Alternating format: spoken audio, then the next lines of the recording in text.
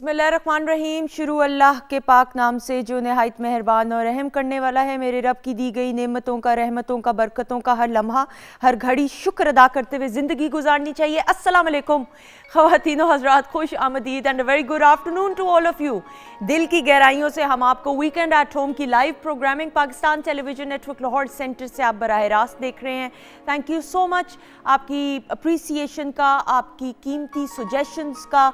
आप अगर तनकीद भी करें तो सर आंखों पे, मैं तो कहूँगी जो बड़े बुजुर्ग कहते हैं ना 100 बिस्मिल्लाह, यानी ज़रूर कीजिए, क्योंकि ये प्रोग्राम ख़ास तौर पे आप लोगों के लिए तरतीब दिया गया है। तो अगर हमारी रहनुमाई की जाएगी तो हमारे लिए बाइसे फ़ख्र होगा। Thank you so much for the अप्रीसिएशन। और आज के प्रोग्राम में आप लोगों के कुछ लेटर्स और एक बड़ी प्यारी सी पेंटिंग बना के भेजी है, ड्राइंग अगर इसको मैं कहूँ। और मुझे अपना एंटरटेनमेंट डेस्क का ज़माना वक्त याद आ जाता है।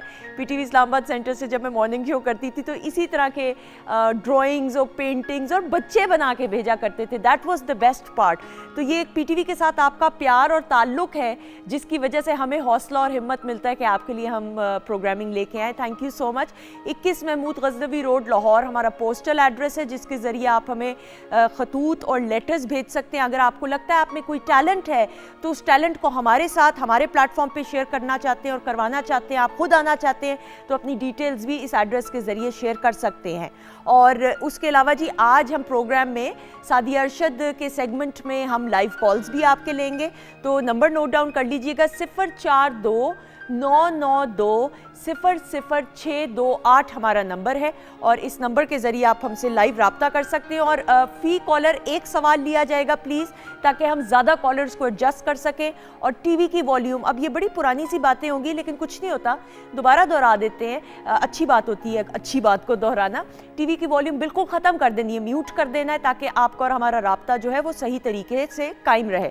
अच्छा जी, आज पूरी दुनिया में data privacy day, data privacy भी आप कह सकते हैं, प्रिवेसी भी कह सकते हैं। ब्रिटिश एक्सेंट में प्रिवेसी कहा जाता है, अमेरिकन उसमें देखा जाए तो प्राइवेसी डे मनाया जा रहा है। और आप देखें कि वक्त के साथ साथ टेक्नोलॉजी ने ऐसा आप समझें कि आपकी ज़िंदगी में कि हर मामले में इतना टेक्नोलॉजी हावी हो गई है कि अब आप जो है ऑनलाइन सारा काम करते हैं, जिसकी वजह से आपकी सारी पर्सनल इंफॉर्मेशन ऑनलाइन, चाहे बैंक्स की बात करें या किसी भी सूरत में, वो अवेलेबल होती है। ऑब्वियसली उसके अंदर कोड्स लगे हुए होते हैं, सीक्रेसी भी होती है, लेकिन अपनी पर्सनल डेटा को मेरी नज़र में जितना हो सके कम से कम शेयर कीजिए।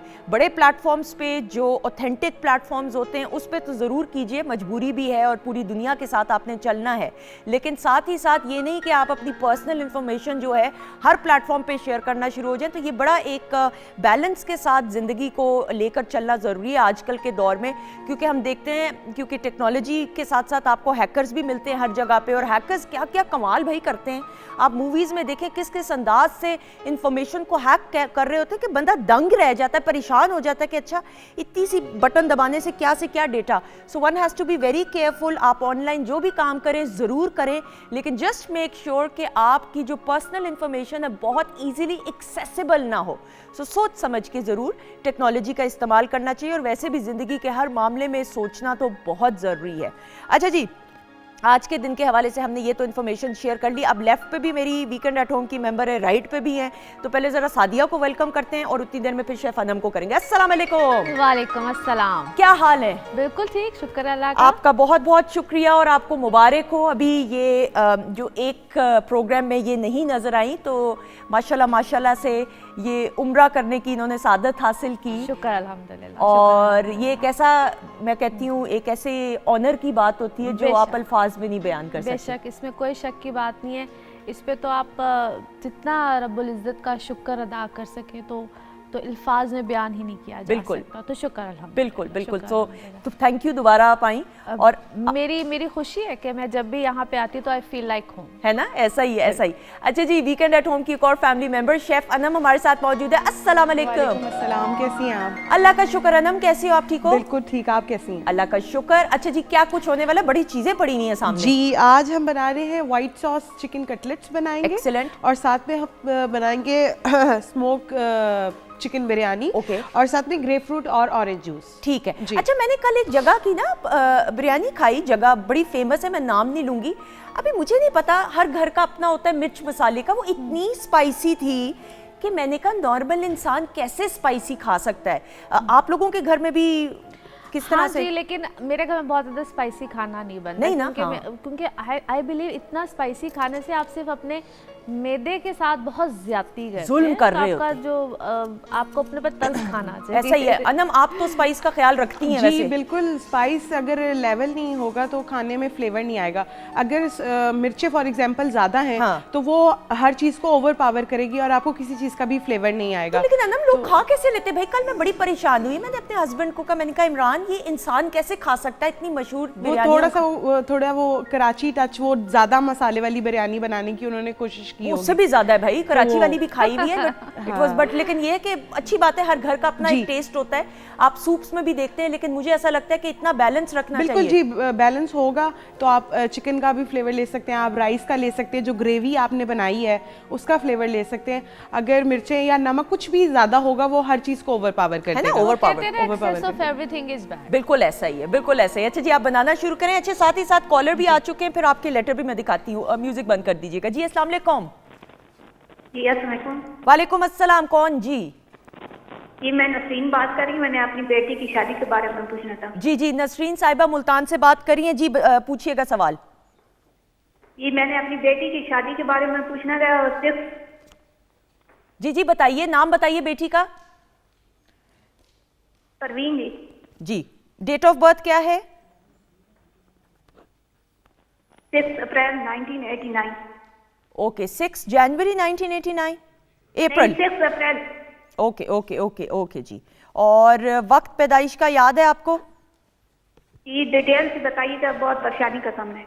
ठीक है, थैंक यू, बहुत शुक्रिया, थैंक यू। मुझे लग रहा है आप टीवी से सुन रही हैं, तो म्यूट करके जरा प्लीज, क्योंकि जब आप टीवी से सुनेंगे तो फिर आप हमें नहीं सुन पाएंगे ना, हम आपको सुन पाएंगे, ऐसा ही होगा।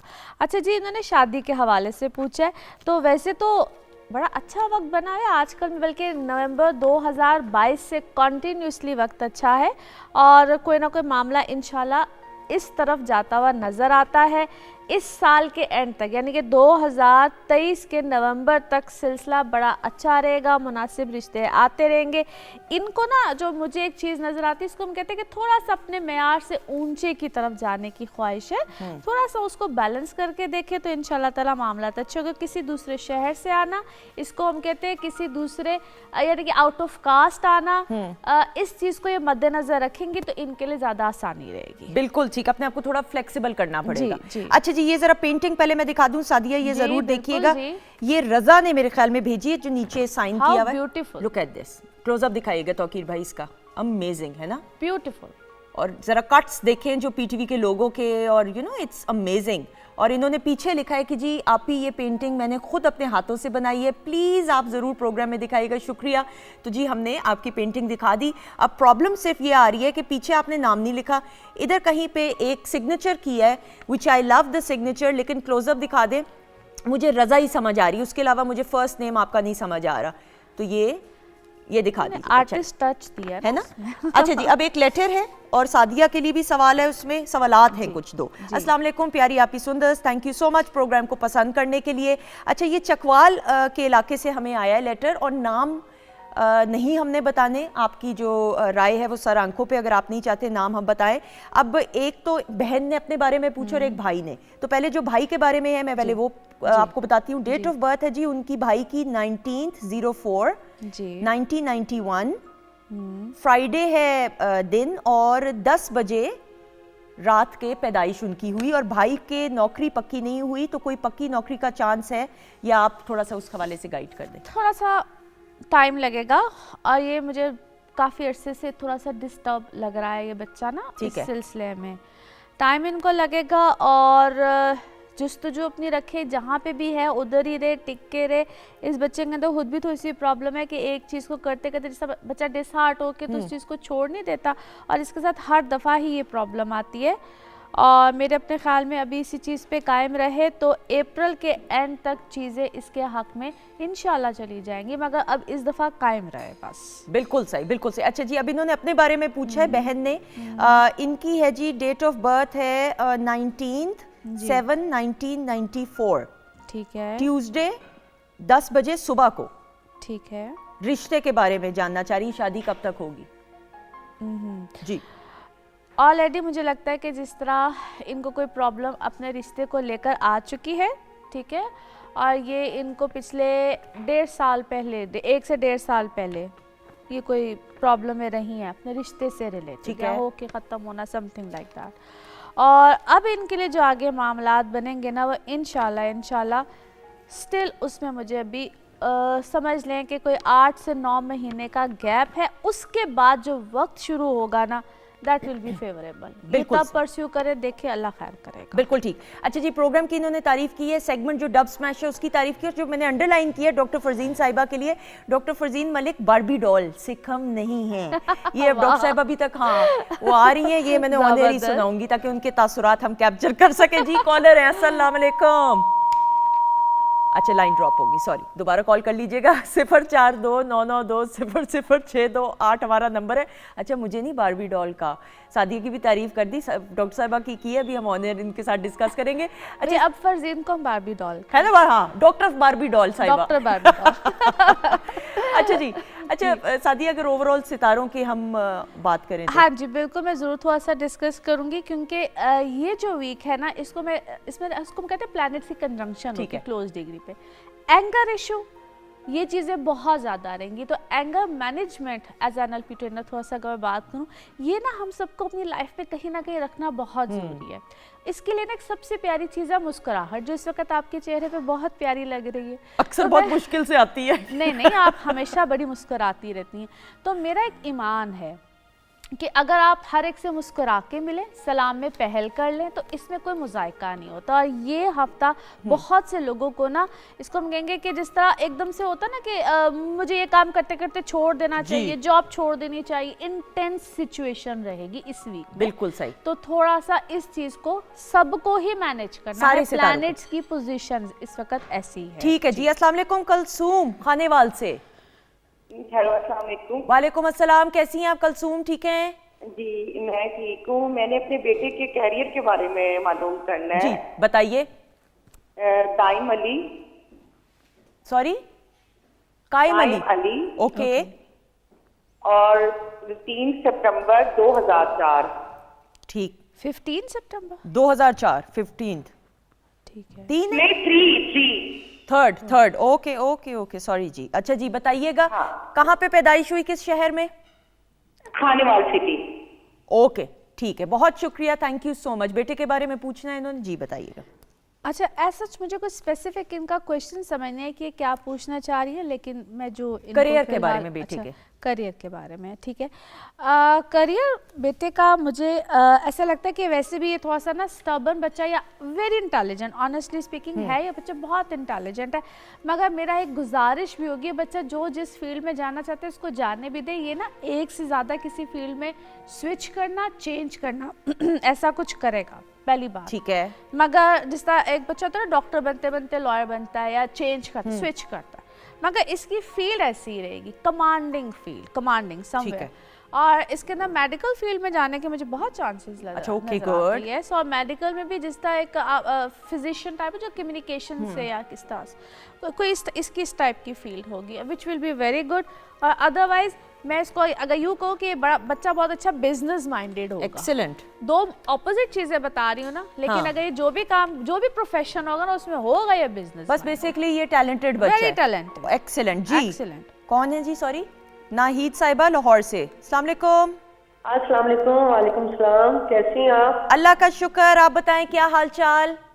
अल्लाह का शुक्र है। मैंने अपनी बेटी के बारे में पूछना था। प्लीज नाम बताइए। उसका नाम नाइला अकील। ठीक है जी, और date of birth? Date of birth है 3 जनवरी 89। ठीक है, 89। और थर्ड कौन सा मंथ? जनवरी। मंथ जनवरी है। ओके ठीक है जी। मुझे वक्त नहीं याद, वक्त तो फजर का है लेकिन दिन नहीं याद ना। इट्स ओके, कोई इशू नहीं। अच्छा जी, क्या पूछना चाहती हैं? उनकी शादी के बारे में पूछना चाहती हूँ। ओके ठीक है, बिल्कुल सही, ऑन एयर जवाब सुनिएगा। थैंक यू जी। जी कट गई कॉल जी। शादी के हवाले से पूछ रही हैं, तो अभी जिस आजकल में अगर ये कोई प्रपोजल्स या कोई ऐसा मामला देख रही हैं, तो अल्लाह ताला उसमें कोई खैर डालने वाला है अनकरीब। कोई 2 से 3 ऑप्शन या कोई ऐसा मामला होगा। बेसिकली इनके साथ क्या हो रहा होगा, जिस तरह कोई बातचीत चलती है फिर ख़त्म हो जाती है, और ये कैफियत इनके साथ पिछले कुछ तकरीबन 1 साल से चल रही है। बट व्हाट आई सजेस्ट, जैसे 2 मंथ्स के बाद, अप्रैल के बाद ही बोलूँगी, चीज़ें बेहतरी की तरफ आएंगी, अच्छी होंगी, मगर प्लीज़ कंपैटिबिलिटी के साथ। उनके इनकी बच्ची के साथ जैसा होता है ना, कोई रिश्ता होकर ख़त्म होना, कोई ऐसी सिचुएशन हो सकती है, इसको हम कहते हैं मंगल योग। सही, एक योग अल्लाह ना करे, एस्ट्रोलॉजी but में। हाँ। देखिए, ये सिचुएशन किसी के साथ भी हो सकती है। उसका सबसे बेस्ट ये होता है कि आप जो लोग बताते भी हैं ना, लड़के वाले भी होते हैं, प्लीज सही डेट ऑफ बर्थ बताया करें। आजकल एक अजीब फोबिया अपनी एज को छुपाने का, हाँ। जिसकी वजह से लोग 1-2 साल छोटा बताते हैं, ऐसा ही आईडी कार्ड पे गलत होता मिसगाइड है। करते हैं। हाँ जी, ऐसे ही है। तो आप अपनी बच्ची की कंपैटिबिलिटी जरूर चेक कराइएगा, इंशाल्लाह अच्छा होगा। लेकिन जैसे मैंने कहा कि जैसे ही ये कुछ अप्रैल गुजरता है, अभी आजकल में भी जो आप देख रही हैं जरूर देखें, अल्लाह ने खैर डालनी है। बिल्कुल ठीक जी। अगले कॉलर, अस्सलाम वालेकुम। ओके जी, लाइन ड्रॉप होगी, सॉरी। 042990000628 हमारा नंबर है, जिसके जरिए आप हमें कॉल कर सकते हैं। टीवी को वॉल्यूम प्लीज़ म्यूट कर दीजिएगा ताकि ज़रा राब्ते में आसानी हो। अच्छा, ज़रूर हम बात कर रहे थे अभी आने वाले हफ्ते की, और आप कहते हैं कौन हाँ से जी। ज़्यादा सितारे ज़द में होंगे? अच्छा, इसमें ना एक तो थोड़ा सा इफेक्ट जो ज़्यादा होने वाले हैं वो लियोज है, फिर एरीज को भी, एरीज सबसे ज़्यादा टारगेटेड होने वाले हैं क्योंकि मार्स की पोजीशन है। एनी हाउ, एरीज हैं, लियोज हैं, फिर आपके लिब्राज आएंगे इस चीज़ में। लिब्राज के साथ तो सबसे ज़्यादा मैंने कहूँगी कि आप लोग अपने एंगर इश्यूज़ को थोड़ा सा कंट्रोल में रखें। ठीक है। फिर सेजिटेरियस हैं, फिर इक्वेरियस है, इन लोगों के लिए ये सबसे ज़्यादा चीज़ प्रॉब्लमेटिक होगी। और मैं पाइसिस को उससे भी ज़्यादा मेंशन करूँगी क्योंकि इनके लिए ना ये एक लाइफ का चेंजिंग टाइम पीरियड है। इनके लिए बहुत से प्रोफेशनली, आपकी पर्सनल लाइफ हो, बहुत सी चीज़ें, बहुत से सिनारियो चेंज हो रहे हैं। वैसे तो ये वक्त तकरीबन कुछ जनवरी की 18 से बना हुआ है, बट स्टिल इसकी कंटिन्यूटी है। आप लोग अपने मामलात को थोड़ा सा फोकस रखें, बेहतर है। बिल्कुल सही। अस्सलाम वालेकुम, अनीला रावलपिंडी से बात कर रही हैं, कैसी हैं आप? जी वालेकुम सलाम जी, कैसी है तुम? आप ठीक है? अल्लाह का शुक्र, दुआएं आपकी। जी बताएं, किसके बारे में पूछना है? अच्छा, मैंने अपने बेटे के बारे में पूछना था, उसके आगे जॉब के चेक किए ना। ठीक है जी, बताइए। जी, उसका नाम है अब्दुल मोइज। ठीक है, और date of birth? Date of birth है 6 मई 2000। ठीक है, मुझे थोड़ी आपको आ रही है आवाज? 6 मई 2000। ठीक है जी, क्या पूछना चाहती हैं बेटे के बारे में? जी, इसके जॉब के लिए पूछना था। अभी इसने BCS कंप्लीट किया, तो जॉब के लिए जहाँ भी अप्लाई करते हैं तो कहीं से कोई रिस्पॉन्स नहीं आता ना, इस वजह से हम लोग जरा परेशान थे, इसकी वजह से ये पूछना था। ठीक है, थैंक यू सो मच, बहुत शुक्रिया। आज मदर्स की ज्यादा कॉल आ रही है अपने बच्चों के बारे में। देखें, माँ जो है ना, जज्बा ही ऐसा है, पेरेंट बच्चों को फिक्र।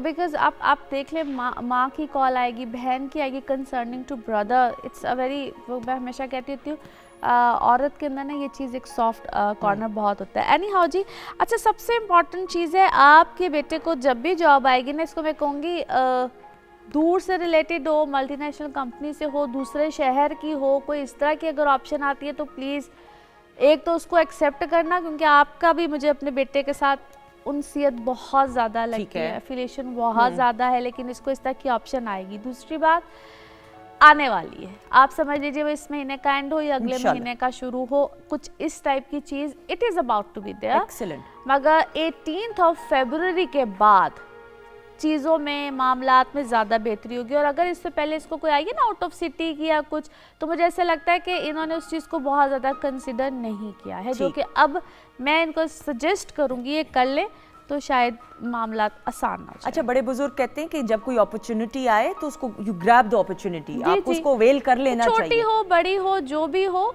आहिस्ता आहिस्ता आपको जिंदगी में तरक्की मिल जाए। बिल्कुल, अगर मेरा मशवरा माने तो कोई अपॉर्चुनिटी मिले उसको जाने ना हाथ से दें, उसको आप खुद बनाएं बड़ा, आप उसमें ही राइज करें, एक्सेल करें, फिर देखें कि कैसे आपके रास्ते हमवार होते हैं। जी, मुल्तान से कॉलर हैं और हम इनका नाम नहीं ले रहे, मुझे बताया गया। जी अस्सलाम वालेकुम। अच्छा, इन्फॉर्मेशन दे दी है, मुल्तान से कॉलर हैं और नाम नहीं उन्होंने बताया। 28 मार्च है 1998 और शादी के बारे में पूछ रही हैं। ओके, 28 मार्च 1998। जी ठीक है, और शादी के बारे में पूछ रही हैं। अच्छा, कोई टाइम वगैरह नहीं, टाइम नहीं, और नाम भी नहीं बताया उन्होंने। वो उन्होंने कहा पर्सनल रखनी इन्फॉर्मेशन। Okay that's alright. मैं फिर से इनको भी ये कहूँगी, अच्छा बड़े मज़े की बात है, आज हमें सिर्फ जितनी भी कॉल्स आएंगे ना, या तो उनका मून पाइसिस का या टॉरस का है। अच्छा है, इनके लिए भी यही है कि आपके लिए ये वक्त अच्छा बना हुआ है, ठीक है।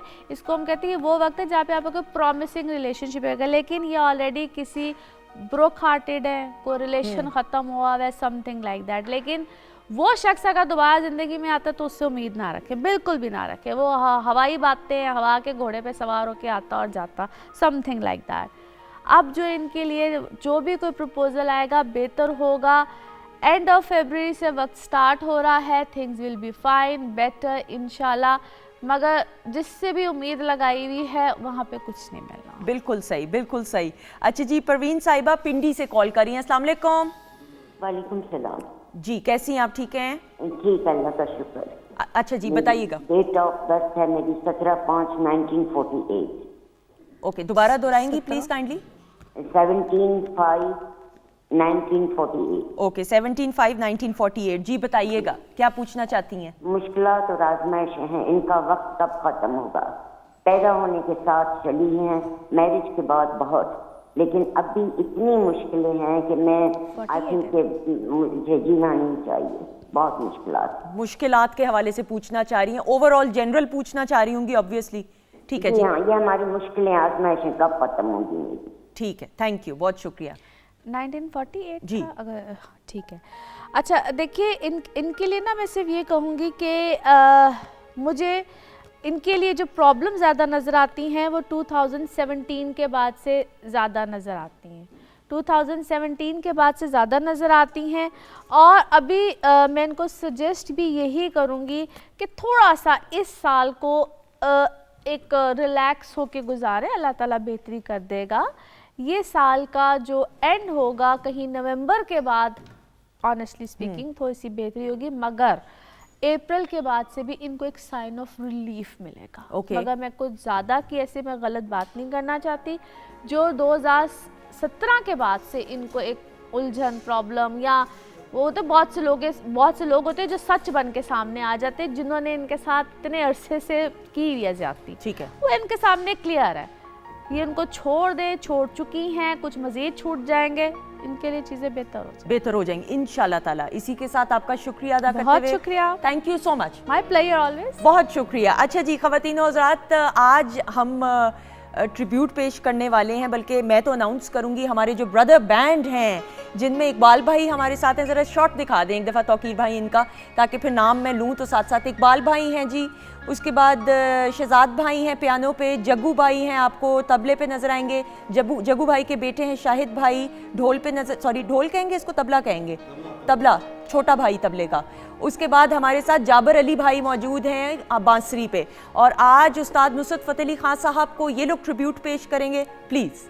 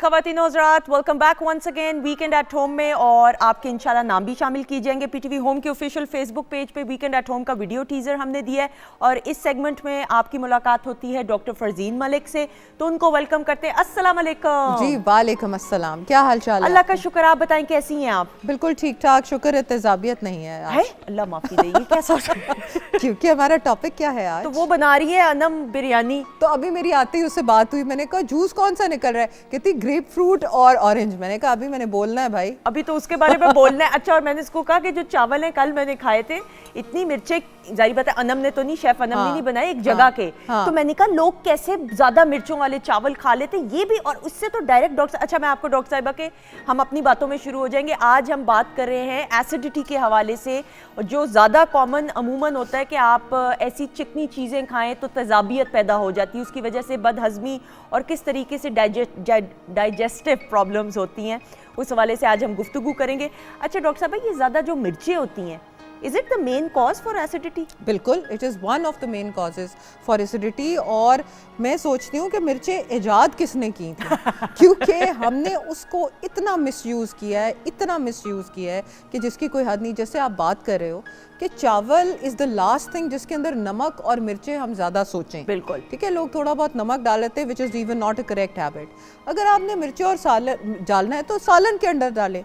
जो मिर्चें हैं ना सुंदस, पाकिस्तान में नंबर 1 कॉज हैं टू कॉज एसिडिटी, जो कि रिकग्नाइज्ड है और अनरिकग्नाइज्ड है। मसलन कई लोगों को पता ही नहीं लगता कि उनके पेट में अल्सर्स और ज़ख़म बनने शुरू हो जाते हैं, और वो इसको, which is a dangerous thing, कि उनको फीलिंग ही नहीं होती कि इंडाइजेशन हो रही है या कुछ और, या उसको वो इग्नोर कर देते हैं। कुछ लोगों के बड़े मेजर सिम्टम्स आते हैं, सही, मसलन जलन का होना, सीने की हार्ट बर्न जिसको नाम लेते हैं, हत्ता कि यहाँ तक कि हार्ट अटैक के साथ वो मिमिक करना शुरू हो जाता है। और कई डॉक्टर्स के पास जब आप ईसीजी कराने जाओ तो कहते हैं डॉक्टर साहब प्लीज़ डाइजेक्ट सिरप यूज़ करो ताकि ताड़ा जड़ा है मसला सॉल्व हो। रियली देखें, so it is so common. एक 217 में इन्होंने की थी पूरी एक रिसर्च, और उसके ऊपर देखा था कि पाकिस्तान में अभी कम मरीज़ है, डिपेंडिंग अब तो इतने ज़्यादा हो गए कि हर घर से 2-3 मरीज़ तेज़ाबियत के निकल रहे हैं। और तेज़ाबियत is the least addressed issue. ओ जी कोई गल नहीं, थोड़ी जी हार्ट बर्न हो गई, कोई दवाई खा ली, कोई उस वक्त कर लिया, इसकी पूरी लग के ट्रीटमेंट करनी है। उसको सीरियस नहीं लेते, कहते हैं ये तो ऐसे ही है, कुछ बिल्कुल नहीं होता। हाँ। बिल्कुल। और सुंदर एक तो हम ना थोड़े से इसके ऐसे सिम्टम्स डिस्कस करेंगे जो कि बहुत कम आप समझते हो कि होते हैं। ठीक है। जिसमें खुश खांसी का होना, ठीक है, गले में ऐसे फीलिंग होनी कि जैसे लंप है, ठीक है, स्वॉलोइंग ना हो पानी, हाँ। और हिचकियों का लगना। हाँ। बाकी तेज़ाबियत का तो हमें पता ही है कि ब्लोटिंग हो गई। और एक और बहुत चीज़ है जो कि आजकल बहुत कॉमन है, विच इज़ कि आप थोड़ा सा भी खाते हैं तो आपका पेट फूल के बाहर आ जाता है। बिल्कुल ऐसा ही, ब्लोटिंग हो जाती है। मुझे लोग आके कहते हैं डॉक्टर साहब हम खाते हैं तो बहुत थोड़ा है। अच्छा, अब जो आप खा रहे हैं, अगर उसमें एक ज़ख़म है, फ़र्ज़ करो इसके ऊपर ज़ख़म है, मैं उसके ऊपर मज़ीद मिर्चें डाल दूँगी तो क्या होएगा? तो आप यही कर रहे हैं अपने पेट के साथ। वो ज़ख़म है, उसके ऊपर आप मज़ीद मिर्चें ज़रा सी भी डालेंगे तो वो आगे से फिर भड़क उठेगा, उसकी अग्रेशन होगी। तो ये चीज़ें जो हैं ये बहुत कम करनी ज़रूरी हैं। और जो आपने शुरू में कहा था कि ज़्यादा फैटी खाने से, ज़्यादा ऑयली खाने से, जो हमारी एक होता है, एक स्फिंक्टर होता है, छोटा सा वेल्व होता है मेदे के मुंह के ऊपर, ठीक है, तो हर वक्त टाइट रहता है कि तेज़ाब ऊपर ना जाए। नहीं तो सुंदस जितना तेज़ाब पेट के अंदर होता है, अगर वो कहीं और पड़े जिस्म में वो तो गल जाए। सही, बिल्कुल। ये तो खुदा की कुदरत है कि उन्होंने तेज़ाब पैदा इसमें मेदे के अंदर जो होता है वो आपके पेट को ही नहीं खा जाता, ठीक है। तो उस तेज़ाब को ये स्फिंक्टर जो है फैटी मील के वक्त रिलैक्स कर जाता है। जब ये वेल्व रिलैक्स कर जाता है तो फिर तेज़ाबियत ऊपर आती है। ठीक है, ठीक है। इस चीज़ का ख़ास ख्याल रखना कि आप तेज़ाबियत से भरा खाना ना खा रहे हो, आप एसिडिटी वाले फल ना खा रहे हो, जिनमें क्या क्या शामिल? नींबू, ग्रेप फ्रूट, कीनू, ये बहुत एसिड, टमाटर। ठीक है। हाँ, टमाटर भी? लोग कढ़ाइयाँ बहुत खा रहे होते हैं और उसमें भी टमाटर और मिर्चें होती हैं। बिल्कुल ऐसा ही है। सो इफ यू थिंक कि आप वो that is going to not do any harm, it is. Coffee और चाय का बहुत ज़्यादा इस्तेमाल, वो तो तबाह कर देता है, तबाह कर देता है, पेट को उड़ा के रख देता है। ना सिर्फ आपकी रंगत बल्कि आपका लिवर, बल्कि आपका मैदा जो है, वो कहते हैं ना कि मैदा जो है वो उम्मुल अमराज है, वो जगह कि अगर आपका मैदा सही नहीं तो then you are going to fall sick here and there. और आपके दांत भी खराब होते हैं, ये तो बिल्कुल सो ट्रू, सो ट्रू। इतने बुरे दांत हो जाते हैं। और मैं सॉरी ये टॉपिक चेंज नहीं करूंगी, डिस्क्लेमर दे दूं, you have to be so careful. मैं अक्सर आम भी लोगों को बाहर मिलती हूँ, मैं कहती हूँ आप तैयार तो हो जाते हैं, बालों पे गर्दन पे पहन के कर लिया, हाथ पैर और दांत, हाँ, ये 3 चीजें हैं जो आपकी हाइजीन का बताती हैं। Most मुंह पे ignored. मेकअप आप कर लेंगे, बालों का भी ख्याल रख लेंगे, लेकिन अगर आपके दांत ही साफ नहीं है, यू नॉट टेकिंग केयर, आपके हाथ पैर साफ नहीं है, तो आई एम सॉरी उस तैयार होने का कोई फायदा नहीं। माय राइट और बिल्कुल नॉट? ठीक कह रहे हो। और कहते हैं ना सफाई निस्फ ईमान है, कि हमारी बॉडी की सफाई होना, ताकि आजकल तो देखो आप पोल्यूशन है, जर्म्स हैं, वायरसेस हैं, बैक्टीरिया हैं, तो हमने किस तरह बचना है? तभी होगा ना जब आप फुल ऑन अपनी हाइजीन जो है उसके बारे में फुल ख्याल रखें। और आपने बड़ा पर्टिनेंट पॉइंट किया है कि डेंटिस्ट के पास ये मसला बहुत जाता है कि एसिड ऊपर आ रहा है और दांत क्रोसिव हो रहे हैं, बिल्कुल दांत आपके खराब हो रहे हैं। So this is one of the reasons also, जो कि हम समझते ही नहीं, हम कहते पता नहीं क्या हो गया जी, दांतों को तो कीड़े लगना शुरू हो गए। ठीक है, दांत ब्रश करने से नहीं साफ होते। अच्छा, ब्लैक पेपर का भी मुझे कहा गया, ब्लैक पेपर इज लेस वो, लेकिन जिन लोगों को एसिडिटी होती है प्लीज उससे परे रहें। Okay. बहुत ज़्यादा मसालों से जो भून के चीज़ें बनाई जाती हैं उनसे परे रहें।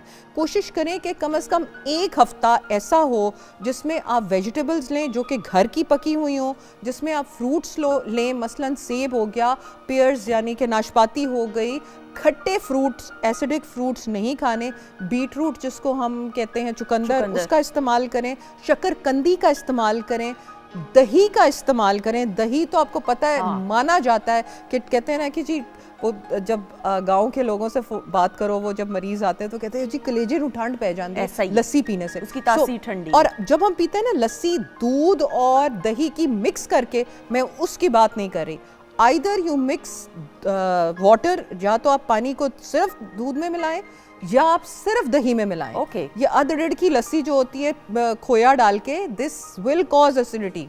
ठीक है, कई लोगों में अंडा एसिडिटी करता है, आपने इस चीज़ को रिकग्नाइज करना है। तो जौ का दलिया जो है वो बेस्ट है सुबह नाश्ते के लिए। अगर आप सुबह का आगाज़ एक माइल्ड जिंजर टी यानी कि अदरक के कावे से शुरू करें। अदरक नोन है कि ये जो आपका स्फिंक्टर जिस वाल्व की मैंने बात की है इसको प्रोटेक्ट करता है। सो अदरक का कावा लें, उसके बाद आप नाश्ते पे दलिया बनवाएं, दलिया खाएं, उसके साथ आप योगर्ट थोड़ी सी लें। योगर्ट प्रोबायोटिक है जो आपके जिस्म के अंदर के जरासीम को भी दूर करें। बिल्कुल सही। अच्छा जी, टिप ऑफ द डे।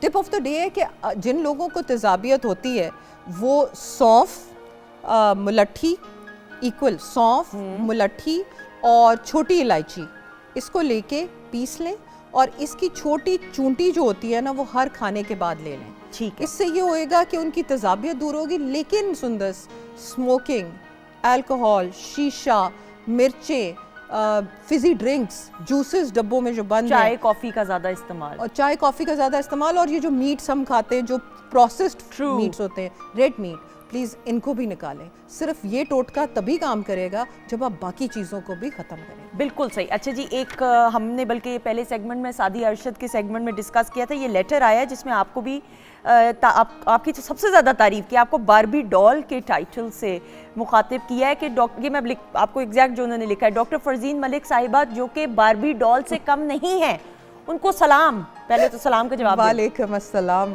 और उनसे सवाल है कि हाथों का खूबसूरत करने की कोशिश की है तो उसकी कोई टिप बता दें। हाँ, उसकी ये टिप है कि आप रात को अपने हाथों के ऊपर विटामिन ई की कैप्सूल, उसको करें, साथ में सरसों का तेल, उसमें थोड़ा सा पानी, गर्म पानी डाल के उसको अपने हाथ पे रख के उसको ऐसे रगड़ना है, उससे वो थोड़ा सा ना इमल्सिफाई हो जाएगा। ठीक है, बिल्कुल वो तेल और मिक्स हो जाएगा, वाटर और विटामिन ई की कैप्सूल, वो आपने हाथों पे लगानी है रात को।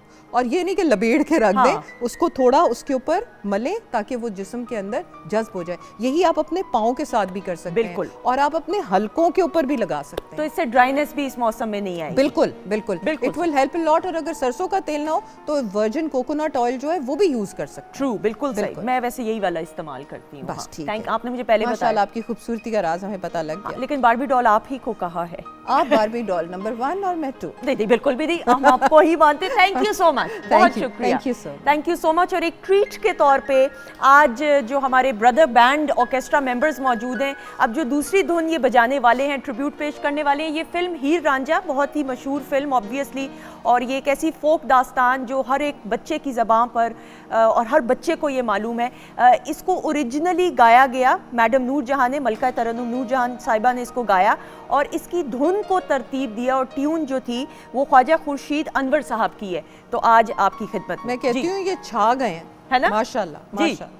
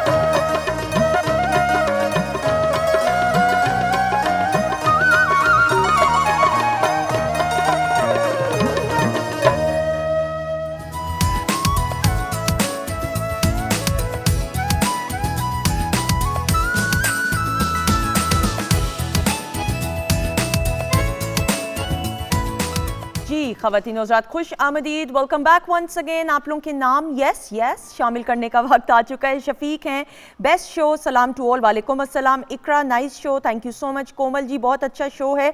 अंडे का हलवा, इसकी रेसिपी बताएं प्लीज़।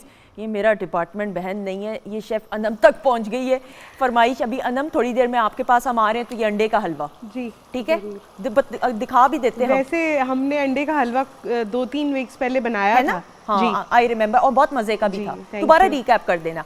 अच्छा जी, फरजाना है, शो बहुत अच्छा है आपी, थैंक यू सो मच। सवेरा है, प्रोग्राम को पसंद कर रहे हैं। फराज हैं जी, प्लीज़ स्पोर्ट्स पे भी एक प्रोग्राम करें। हम स्पोर्ट्स पे वैसे ही हम अपने सैटरडे और बल्कि संडे दोनों दिन की प्रोग्रामिंग में हम स्पोर्ट्स पर्सनालिटीज़ को, अचीवर्स को बुलाते हैं। थैंक यू सो मच आपकी राय के लिए। फरिया हैं जी, प्रोग्राम को पसंद करें, थैंक यू सो मच।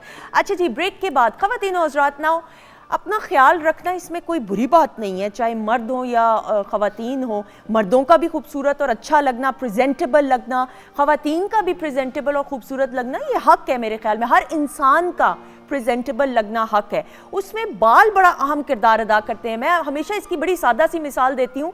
आप कभी शीशे में आगे, मैं जिस तरह तैयार होती हूँ, तो मैंने अगर मेकअप कर लिया है, मैंने हाथ पैर मेरे डन हो गए हैं, मैं तैयार भी होगी, लेकिन मेरे बाल नहीं बने हुए, तो मेरी लुक ही कंप्लीट नहीं होगी। बालों का इतना इंटेग्रल पार्ट होता है प्रेजेंटेशन की फाइनल लुक में, और बालों का किस तरीके से हम ख्याल रख सकते हैं, इसकी हिफाजत कर सकते हैं।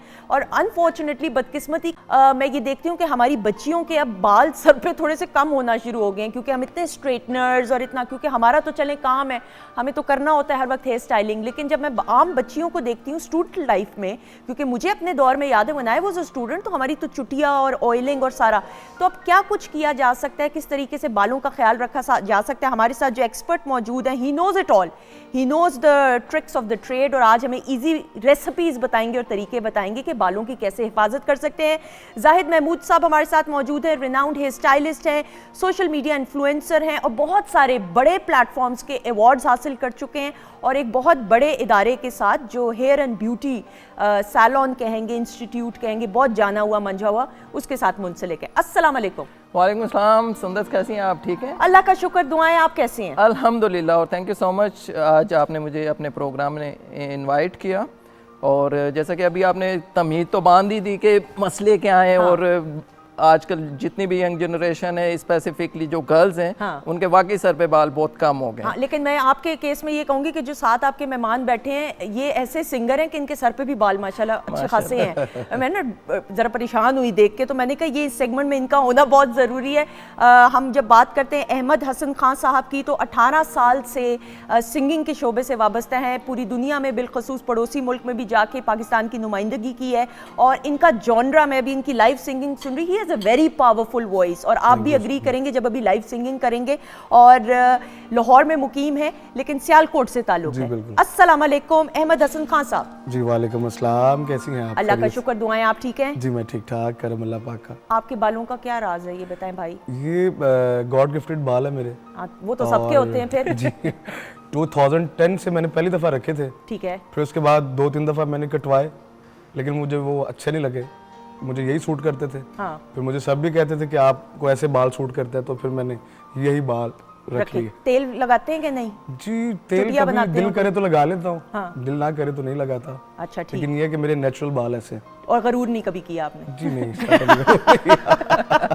अच्छा जी, ये बहुत इंपॉर्टेंट है, गरूर नहीं करना, गरूर नहीं करना। अच्छा जी, ना जाहिद साहब, बालों का जी थोड़ा सा पहले तो हम हेयर फॉल के हवाले से बात करते हैं। What is the main reason हमारे बच्चे बच्चियों के बाल क्यों सर से ज़्यादा गिर रहे हैं? हाँ, सबसे पहली बात ये है कि हम ये समझते हैं कि शायद कोई एक आध रीज़न होगी जिसकी वजह से जो है ना बाल गिर रहे हैं, हेयर फॉल हो रहा है, लेकिन इतने ज़्यादा फैक्टर्स हैं इस वक्त कि बच्चे जो हैं फास्ट फूड के चक्कर में ज़्यादा पड़े हुए हैं, माएँ दूध लेके पीछे फिरती रहती हैं, दूध नहीं पीते, सब्जियों की तरफ ध्यान नहीं है, ठीक है। फिर इन्वायरमेंटल फैक्टर हैं, अगर स्पोर्ट्स कर रहे हैं तो उससे प्रोटेक्शन कैसे लेनी है उन्हें, ठीक है। उसके अलावा शैम्पू, कंडीशनर, उन्हें ये नहीं पता कि अगर उनके बाल ऑयली हैं तो उनको कौन सा शैम्पू यूज़ करना है, कंडीशनिंग करनी है कि नहीं। एक बहुत गलत कॉन्सेप्ट आया हुआ है जी कि कंडीशनर बालों को ये कर देता है, वो कर देता है, हालांकि बहुत ज़रूरी, डीप कंडीशनिंग करना बहुत ज़रूरी है। तो ये 3-4 फैक्टर्स ऐसे हैं। और फिर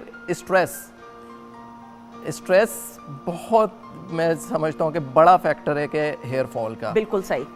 तो अगर इसके सोल्यूशन की तरफ आएँ, तो वो जब आप जी सोल्यूशन की तरफ आएँ तो सबसे पहले तो हमें ये देखना होगा कि बच्चा अपनी नींद पूरी कर रहा है, ओके, ठीक है। डाइट उसकी बैलेंस है, कोई स्ट्रेस तो नहीं है, स्टडी का है या फिर और कोई मसले मसाइल तो नहीं है, ठीक है, ठीक।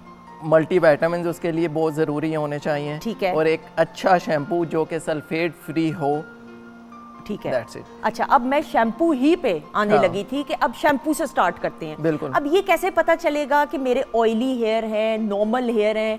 मेरी बहन को जो शैम्पू सूट किया और उससे उसके बाल बहुत अच्छे हो गए, मैं भी पकड़ के वही शैम्पू इस्तेमाल कर लूँ क्योंकि मेरे भी बाल अच्छे हो जाएंगे, ये कैसे पता चलेगा? हाँ बिल्कुल, ये एक्चुअली यही वजह होती है कि जब आप कहीं पे भी जाते हैं तो डिफरेंट कैटेगरीज होती हैं कि ये शैम्पू इसलिए, ये शैम्पू इसलिए, ये शैम्पू इसलिए। तो अवेयरनेस की ज़रूरी है कि सबसे पहले आपको अपने बालों के बारे में पता होना चाहिए कि आपके बाल फाइन है, ठीक है, या मोटा बाल है आपका। फिर आपको अंदाज़ा ये लगा लेना चाहिए कि एक दिन अगर आप शैम्पू ना करें तो क्या आपके बाल ऑयली या ग्रीसी हो जाते हैं। अगर वो हो जाते हैं तो इट्स मीन कि आपका स्कैल्प ऑयली है। ठीक है, आपने वो शैम्पू नहीं उठाना जो कि ड्राई हेयर के लिए है। अगर ड्राई हेयर के लिए तो जाहिर सी बात है वो मॉइस्चर देगा, मॉइस्चर देगा तो टू मच हो जाएगा, टू मच हो जाएगा तो फिर वो हेयर फॉलिकल में और ऑयल जाएगा। पहले ही अब फॉलिकल आपका ज़्यादा सीबम प्रोड्यूस कर रहा है, वो ज़्यादा करेगा तो फिर काम ख़राब होगा। तो होना क्या चाहिए कि आपको ऑयली हेयर के लिए स्पेसिफिकली शैम्पू उठाना है ताकि आपके बालों में वो डीप क्लींजिंग करे थोड़ी सी, सही, ठीक है, और आपके बालों को देर तक जो है वो जो बैलेंस मॉइस्चर है वो मिल जाए, फ्रेश रखे। और इसकी निशानी ये कि अगर एक दिन बाद मेरे बाल ऑयली ग्रीसी हो रहे हैं तो इसका मतलब मेरे बाल ऑयली हैं। बिल्कुल, स्कैल्प ऑयली। और अगर नॉर्मल है तो इसका मतलब नॉर्मल हेयर का क्या मतलब हुआ? नॉर्मल हेयर का मतलब है कि यानी कि वो फील होगा उसको कि भाई ना उसके बाल ऑयली हैं, ठीक है, ना उसके ड्राई हैं, बिल्कुल ये नॉर्मल है। और अगर ड्राई है तो इसका मतलब ये है कि वो ज़्यादा ड्राई हो जाएंगे, उसका जो क्यूटिकल है वो फट जाएगा, समझ रहे? और वो कहेगा यार ये लग रहा है बम बम सा फटा हुआ है, वो फिर उसका हाथ ऑटोमेटिकली स्ट्रेटनर की तरफ जाएगा। बिल्कुल सही। वो फ्रिज को कंट्रोल करना चाहेगा, समझ रहे? बिल्कुल सही। तो पहले तो सबसे पहले मैं ये समझता हूँ कि अगर आप प्रॉब्लम्स पकड़ लेंगे तो हल आ जाएगा। बिल्कुल सही। हम क्या करते हैं, हल की तरफ जाते हैं, ठीक है, प्रॉब्लम्स का हमें पता नहीं कि किस चीज़ के लिए हमें सोल्यूशन चाहिए, रूट कॉज पता नहीं। अच्छा, अब ट्रिमिंग की तरफ आते हैं। हेल्दी ग्रोथ के लिए बालों की कितने अरसे बाद ऑन एन एवरेज ट्रिमिंग करानी चाहिए? अगर देखा जाए तो अगर फीमेल जोन में हम देखें तो it's about like 2 to 4 months is a good enough, ठीक है, इतना चला सकते हैं आप, ठीक है।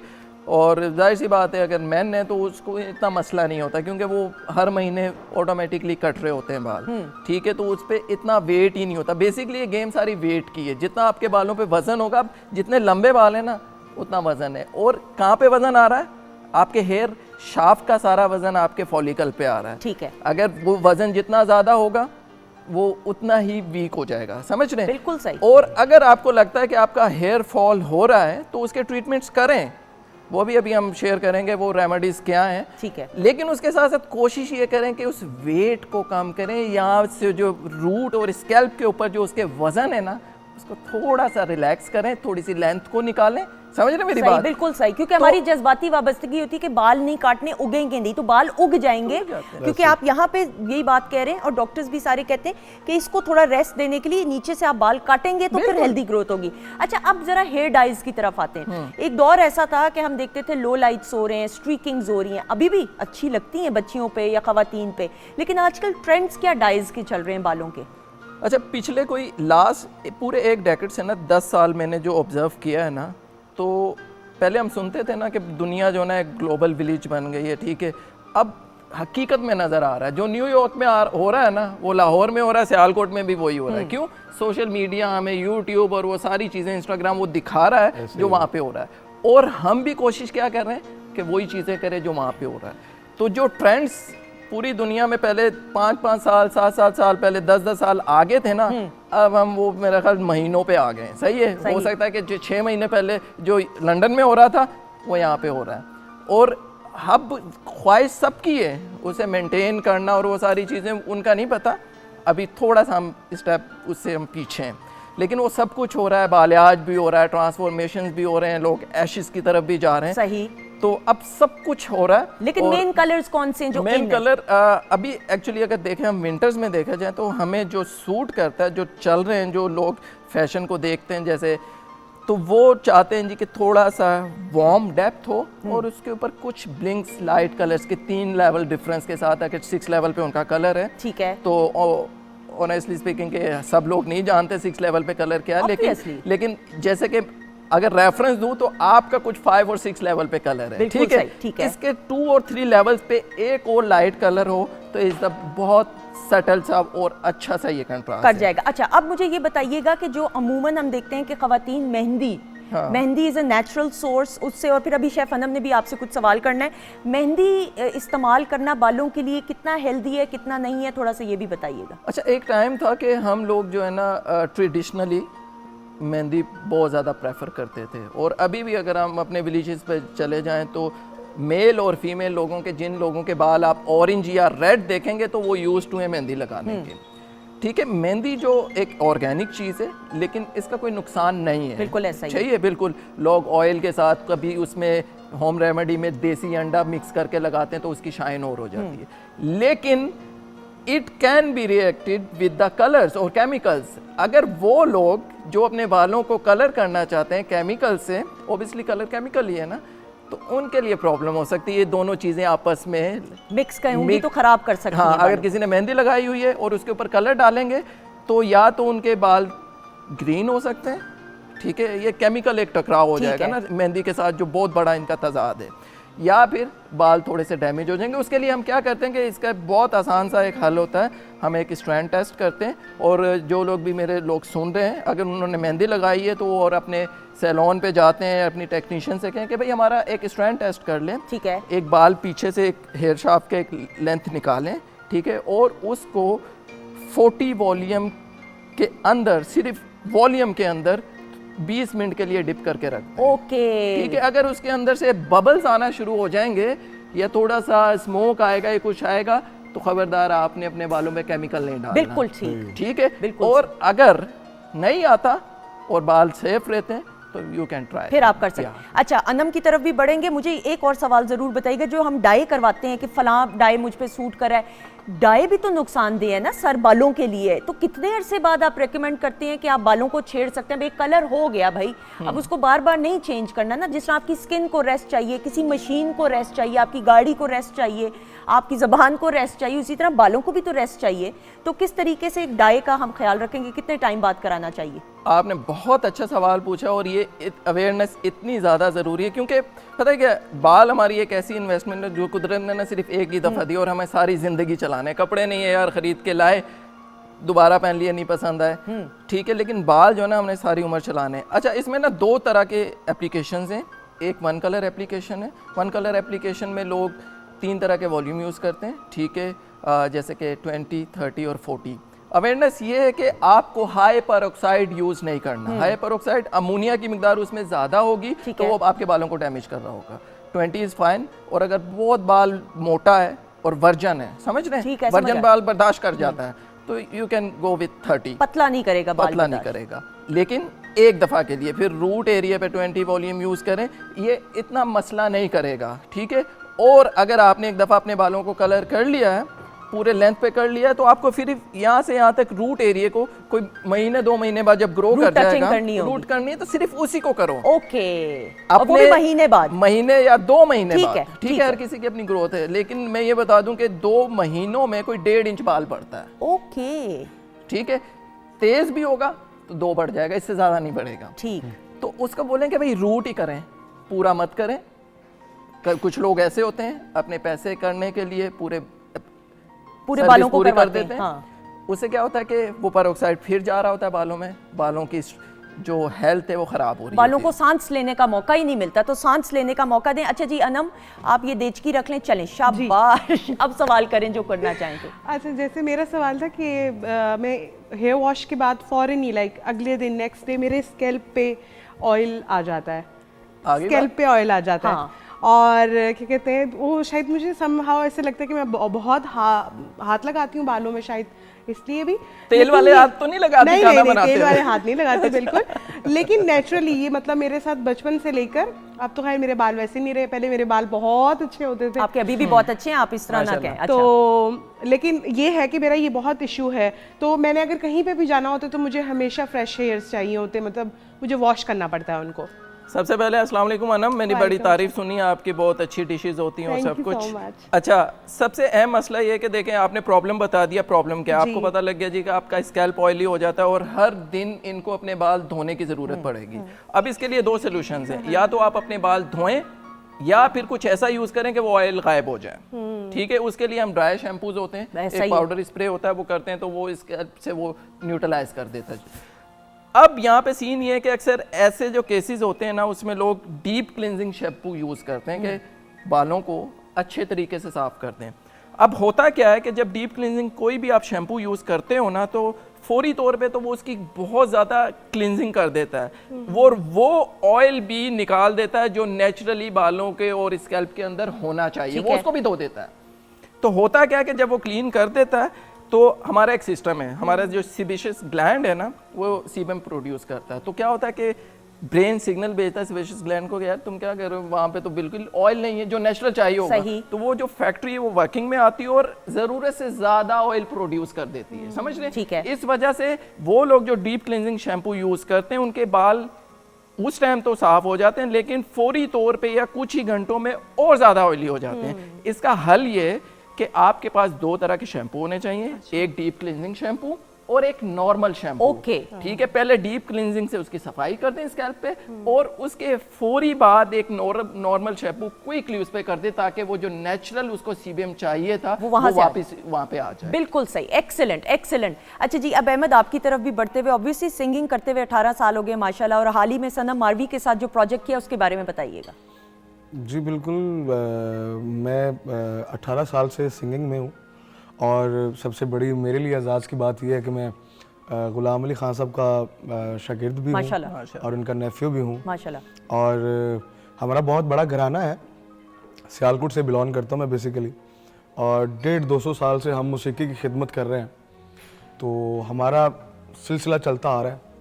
तो मैं मतलब talent runs in the family भाई। जी बिल्कुल।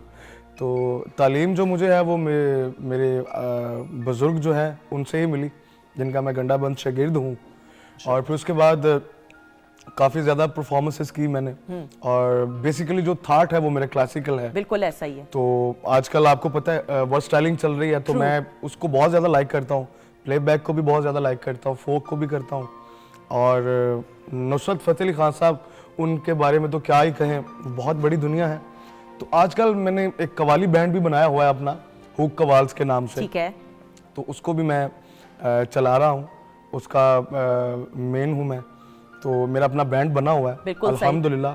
और आजकल कवाली नाइट्स जो है वो आपको पता है बहुत जोरों खरोश है उनका। ऑब्वियसली। अच्छा, जो सनम मारवी का आप बता रहे थे उनके साथ जो किया था वो भी क्लासिकल है या सूफियाना वो कलाम है? नहीं, वो बेसिकली सूफियाना कलाम है, वो लिखा मेरे वालिद साहब का हुआ है। ओके।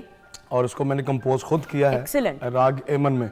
ठीक है। और वो हमने खुद कंपोज करके फिर हमने बहुत बड़ा अच्छा सा एक डुएट कलाम किया, तो बड़ा मज़ा आया। नो डाउट वो बहुत ही एक अच्छी सिंगर है और एक अच्छी खातून भी हैं। ऐसा ही है। और वो मेरी बहन है, अल्लाह उनको सलामत रखे। बिल्कुल। बहुत कमाल गाती हैं, बड़ा मजे में। And you got a very powerful voice. और ख़वातीनोज़ात, इसी के साथ मैं जाहिद साहब का भी शुक्रिया अदा करूंगी। Thank you so much. कोई टिप देना चाहेंगे जल्दी से बच्चे बच्चियों को? हाँ, टिप ये कि देखें, सबसे पहले कि जो कुछ भी करें फैशन के लिए, लेकिन बालों से प्यार भी करें। ठीक है। अपने बालों को थोड़ा सा टाइम भी दें। अगर स्ट्रेटनर यूज़ कर रहे हैं तो कुछ छोटी छोटी सी होम रेमेडीज़ हैं, वो अगर कर लें। अगर हेयर फॉल है तो मैं खुद आजमूदा अपने लिए भी, मेरे को भी जब हेयर फॉल होता है तो मैं यही करता हूँ। आपने क्या करना है, देख के बताएं।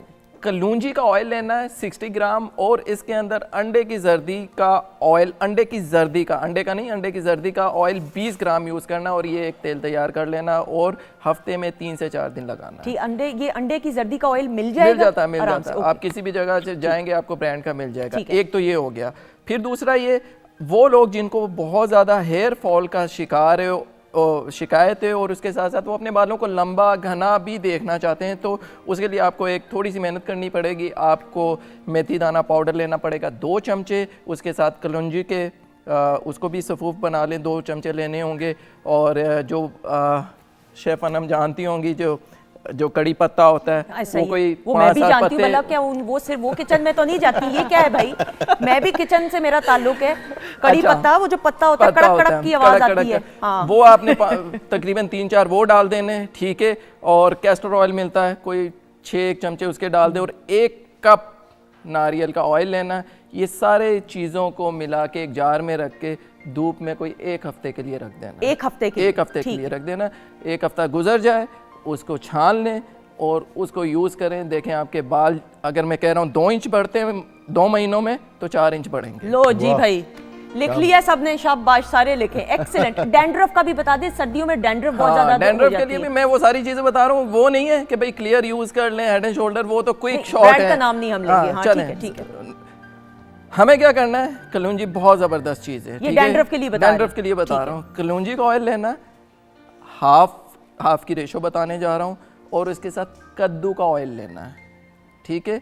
तीसरा ऑयल लेना है जैतून का। ये 3 ऑयल मिक्स करने और रात को यूज़ करें, स्कैल्प पे मसाज करें, 1 हफ्ते के अंदर आपका डैंड्रफ फिनिश। एक्सीलेंट। और कद्दू का तेल मिल जाएगा? मिल जाता है, सब मिल जाता है। ओके, एक्सीलेंट, वेरी गुड भाई, ये तो बेस्ट हो गया। Thank you so much. Thank you जी, प्लेजर हैविंग यू जी। हम तो हैं इसलिए कि लोगों की खिदमत करें, लोगों को अवेयरनेस दें, और मुझे अपने फीडबैक्स दीजिएगा जितनी भी आपने ये रेमेडीज़ यूज़ करें, और बिला झिझक यूज़ करें, और बताइएगा ज़रूर कि आप लोगों को फ़ायदा कितना हो। बिल्कुल, और अगर नहीं हुआ वो भी बताइएगा। हाँ बिल्कुल बिल्कुल, ये भी होना चाहिए।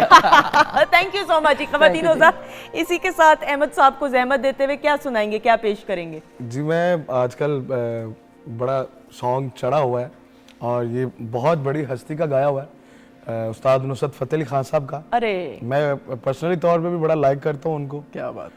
तो मेरा दिल है कि मैं आपको वो सॉन्ग सुन। प्लीज बहुत सारी क्लैप में आ जाइएगा।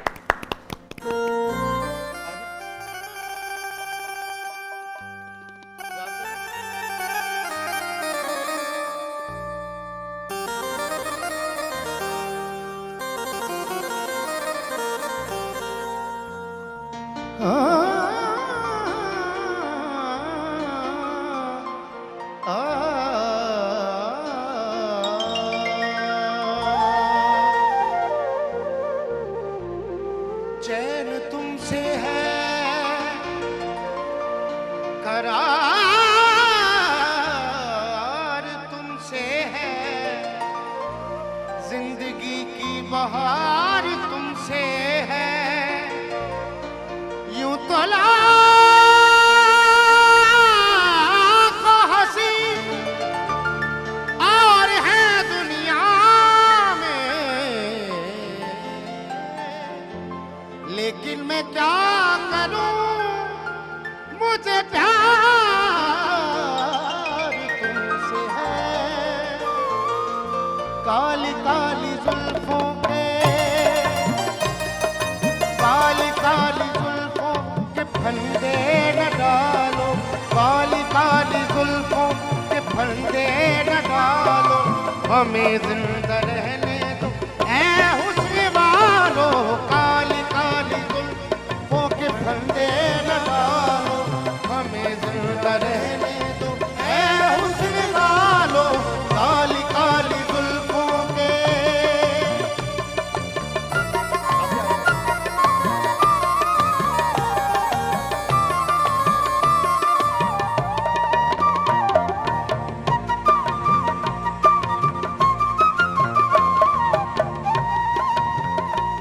आप इस तरह तो होश उड़ाया न कीजिए, आप इस तरह तो होश उड़ाया न कीजिए, यूं बल सवर के सामने आया न कीजिए, काली काली जुल्फों के पर्दे न डाल, हमें जिंदा रहने ऐ हुस्न वालो, काली काली जुल्फों के।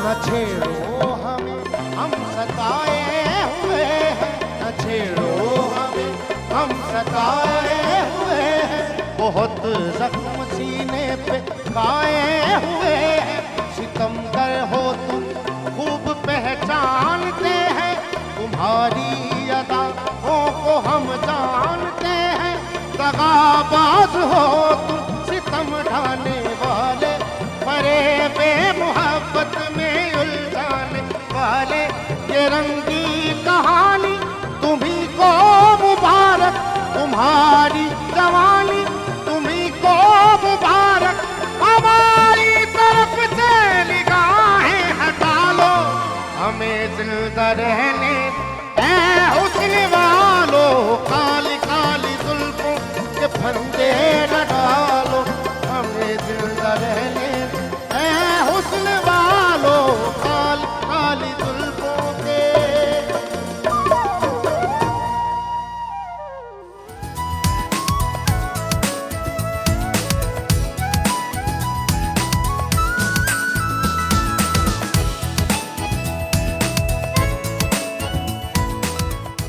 ख़वातीन हज़रात खुश आमदीद, welcome back once again. Weekend at home में हम आपको वेलकम करते हैं और ब्रेक पर जाने से पहले जी हमने अहमद हसन खान साहब की आवाज़ में खूबसूरत सा एक ट्रिब्यूट नुसरत फ़तेह अली खान साहब को पेश करते हुए अमेजिंग सो मच, बहुत शुक्रिया। यू आउटडन योरसेल्फ, और वो जो आपके ख़ानदान की लेगेसी है, वो ट्रेनिंग है, तरबियत, वो नज़र आती है और सुनने को भी मिली। Thank you so much.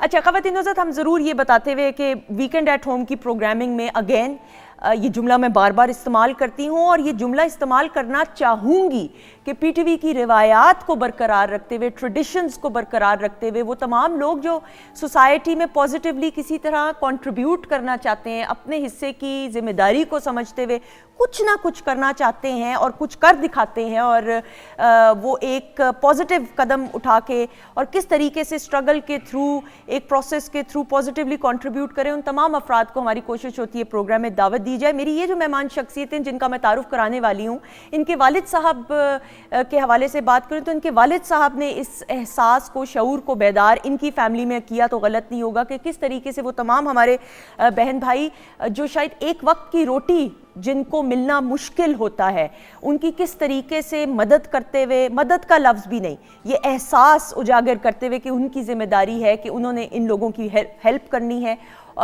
उस लेगेसी को आगे लेकर बढ़ते हुए मेरी ये जो मेहमान शख्सियत हैं, सोफिया वराइस साहिबा, she is a social worker, she is an educationist, और इनका जो एक इदारा है, वो इदारा मैं नहीं कहूँगी, एक घर है जिसमें ये वो तमाम बच्चे, और मैं भी ऑफर भी कह रही थी, मैंने कहा मैं ऑन एयर ये जुमला इस्तेमाल करूँगी कि मुझे ये लफ्ज़ यतीम जो है, मुझे ये लफ्ज़ की समझ नहीं आती, क्योंकि आप किसी को कैसे यतीम कह सकते हैं, और माजरत के साथ हो सकता है ये मेरा जज्बाती डायलॉग हो, लेकिन एक इंसान होने की हैसियत से मैं कहती हूँ कि जो मेरा रब 70 माओं से बढ़कर प्यार करता है, तो आप किसी शख्स को यतीम नहीं कह सकते।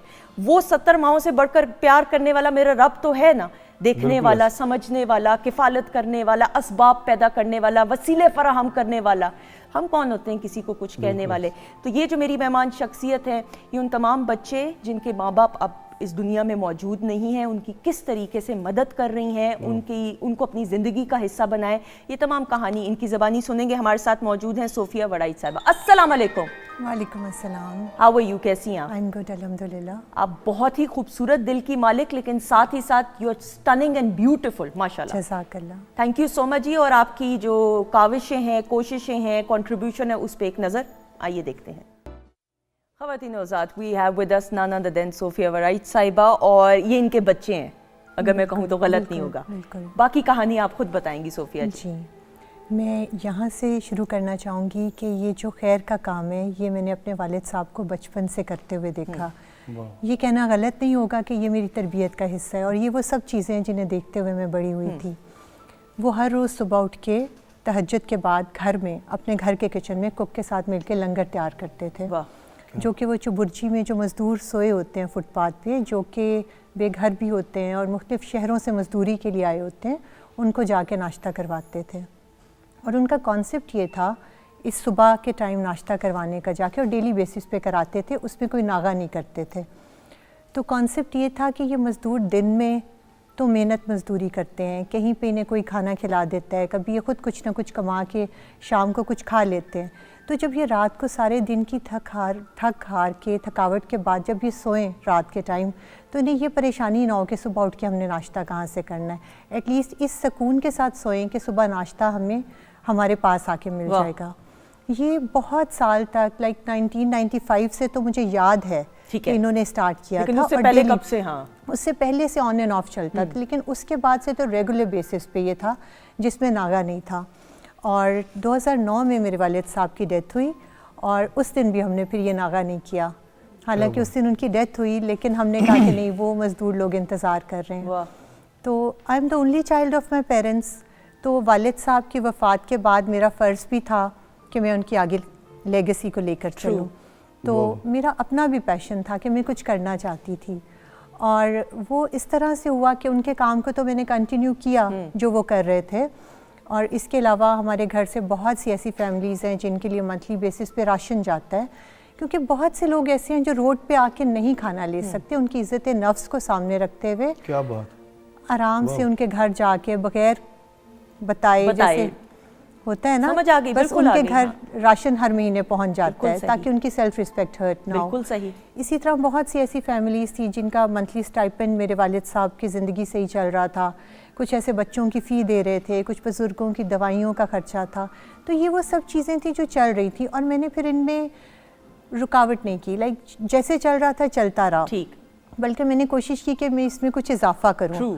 तो नंबर टाइम के साथ साथ इजाफा होता गया नंबर ऑफ़ पीपल में, और इसी तरह राशन भी बढ़ा दिया हमने, जो वो 400 लोगों का था हमारा उससे ज़्यादा हम इंक्रीज़ करते गए।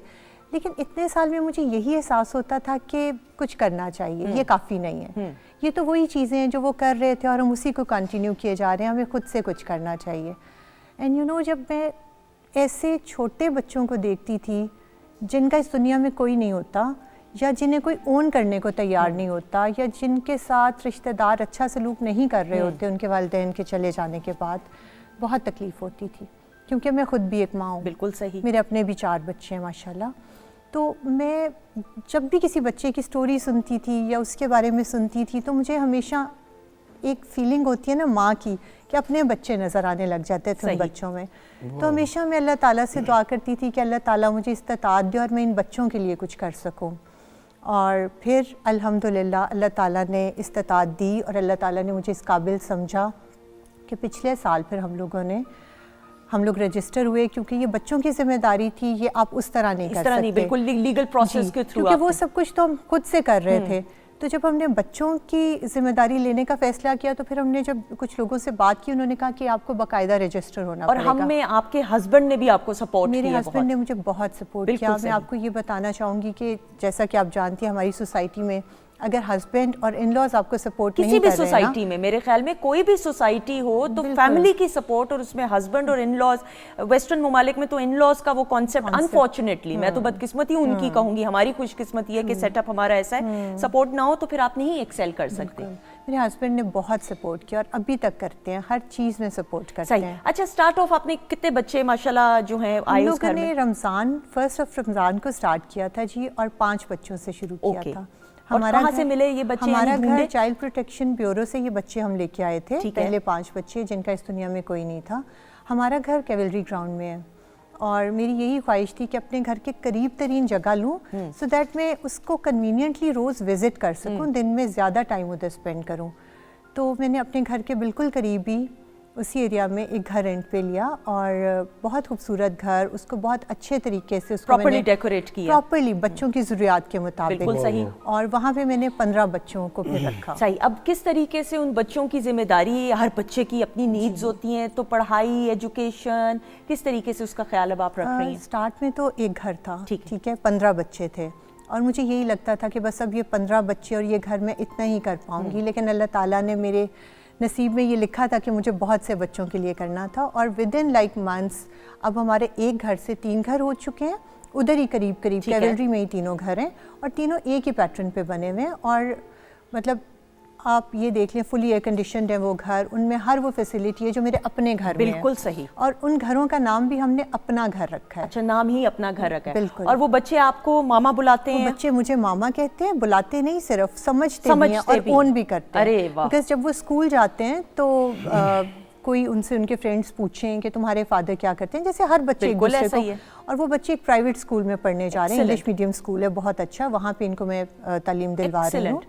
तो जब पूछते हैं कि तुम्हारे बाबा क्या करते हैं तो वो यही कहते हैं मेरे बाबा पुलिस में DIG हैं। और इतना ओन करते हैं वो बच्चे। और मामा क्या करती हैं, वो कहते हैं मामा तो कुछ नहीं करती हैं, बस मामा बहुत अच्छी मामा है, हमसे प्यार करती हैं। मतलब उनका ये जवाब होता है। और मेरे ख्याल से ये जवाब मेरे लिए बहुत अच्छा होता है, मोर देन इनफ है। अहमद पे ज़रूर देन ऑब्वियसली सोसाइटी में कंट्रीब्यूट करने के लिए हर इंसान का ये हक और फ़र्ज़ भी है, हक भी है माशरे का के लिए। आप क्या समझते हैं कितना ज़रूरी है ये अवेयरनेस हर इंसान में होना कि आपने भी सोसाइटी को कुछ पे बैक करना है? फर्स्ट ऑफ ऑल तो ये है कि सबसे ये अच्छी बात है, बहुत बड़े एजाज़ की बात है और ये माशाल्लाह सुना रही हैं बातें और मैं इतना खुश हो रहा हूँ दिल से, क्योंकि आजकल का दौर ये चल पड़ा है कि हम जो होटल्स में जाते हैं जब, या कुछ ऐसे रेस्टोरेंट में जाते हैं या किसी ऐसी शॉप्स में जाते हैं तो हम फॉर एग्जांपल 1000 का नोट देते हैं तो हमें जो बकाया थोड़ा सा भी मिलता Change है मिलता है। वो हम टिप दे देते हैं। तो बाहर जब हम गाड़ी में जाते हैं, जाके बैठते हैं, तो वहाँ पे कोई मांगने वाला अगर कोई बच्चा आ जाता है तो हम उसको 10 रुपए भी नहीं देते। ये अक्सर कार मैंने देखा है। और मेरा खुद भी अल्हम्दुलिल्लाह मेरा 5 साल का बेटा है, मैं खुद मैरिड हूँ और ये मैं देख रहा था माशाल्लाह इनकी स्टोरीज और वीडियोस देख रहा था और मैं बहुत खुश हो रहा था। बिल्कुल मैं खुद इसके हक में हूँ सही कि कंट्रीब्यूशन करना चाहिए, बिल्कुल करना चाहिए, बढ़ चढ़ के करना चाहिए। जितना आपकी इस्तात है, जितना आपसे हो सके वो आपको ज़रूर करना चाहिए। बिल्कुल और सही। ये बिल्कुल इसमें कुदरत राजी होती है, अल्लाह की ज़ात पाक राजी होती है बहुत ज़्यादा। और अल्लाह पाक फरमाते हैं कि कुरान मजीद में कि तुम जी 10 गुना दो, मैं तुम्हें 70 गुना दूंगा। वाह, तो ये सखावत है बहुत बड़ी। बिल्कुल। मैं यहाँ पे ज़रा थोड़ा, मैंने कहा मैं आपकी बात को इंटरप्ट ना करूँ, आपकी बात को कंप्लीट होने दूँ।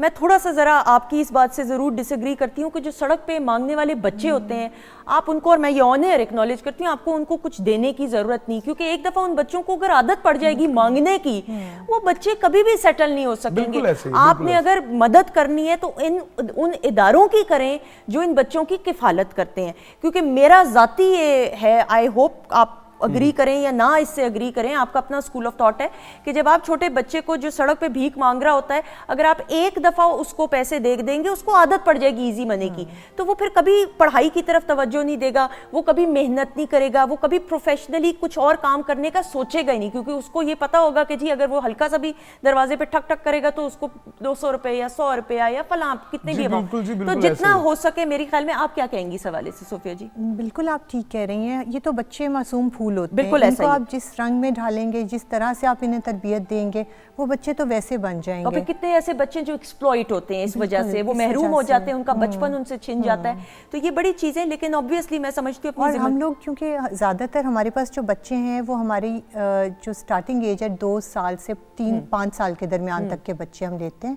और उन बच्चों को लेने की एक रीज़न ये भी है कि जैसे कि पूरी दुनिया में साइकोलॉजिस्ट इस बात पे मुत्तफिक हैं कि 5 साल तक इंसान के ब्रेन की कंप्लीट डेवलपमेंट हो चुकी होती है।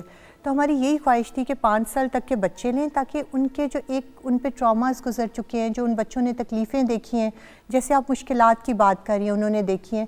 हर बच्चा मुख्तलिफ बैकग्राउंड से आया होता है, तो हम उन पे काम करें। इसके लिए हमारे साथ एक साइकोलॉजिस्ट है जो डेली बेसिस पे उन बच्चों के साथ डिफरेंट एक्टिविटीज़ करती हैं, ताकि उनके अंदर की तकलीफ़ को, उनके अंदर के दुख को जो वो गुजार चुके हैं, जो एहसास वो लेके आए हैं एक तकलीफ़ का, उसे उनकी ज़िंदगी से निकाल के आगे फ्यूचर में उनको इस काबिल बनाया जाए कि वो पॉजिटिवली आगे जाके सोसाइटी में कंट्रीब्यूट कर सकें। बिल्कुल बिल्कुल ऐसा ही है। और ख़वातीनो ज़ात, मुझे ऐसा लगता है कि अगर आप और भी तरीक़ों से, हर इंसान कर रहा होता है, हेल्प आउट ज़रूर करता है हर इंसान। मैं ये मान ही नहीं सकती, क्योंकि Pakistan is one of the most charitable country, और हमने ये विटनेस किया, हमने देखा है जब जब इस मुल्क के लोगों को अपनों की ज़रूरत महसूस हुई है और ज़रूरत हुई है, तो हम लोग बढ़ चढ़ के लोगों की मदद करते हैं। लेकिन और ज़्यादा करनी चाहिए हेल्प आउट। तो आप एक बच्चे की जिम्मेदारी भी उठा सकते हैं। अगर आप ये भी कर लें, अगर इदारा नहीं बना सकते, आप ये भी काम कर लें, तो मेरे ख्याल में फिर करते करते करते अल्लाह ताला इस तरह के नेकी के कामों में और बरकत डालता है। तो ये छोटी छोटी चीज़ें होती हैं जो माशरे को मुकम्मल बनाती हैं। अच्छा, बातचीत का सिलसिला जारी है। शेफ़ अनम भी हमारे साथ मौजूद हैं और प्रेजेंटेशन खाने की और रेसिपी की तरफ बढ़ेंगे। जी अनम, बताएं। जी, जैसे कि आज हमने वाइट सॉस कटलेट्स बनाए थे, तो उसकी रेसिपी मैं आपके साथ शेयर कर देती हूँ। जी बताएं, मैं आ रही हूँ। सिंपल, हमने चिकन लिया है, उसको बॉईल कर लिया सॉल्ट एंड ब्लैक पेपर में, ठीक है। और उसके बाद क्या किया कि मैंने वाइट सॉस अलग से एक बना ली।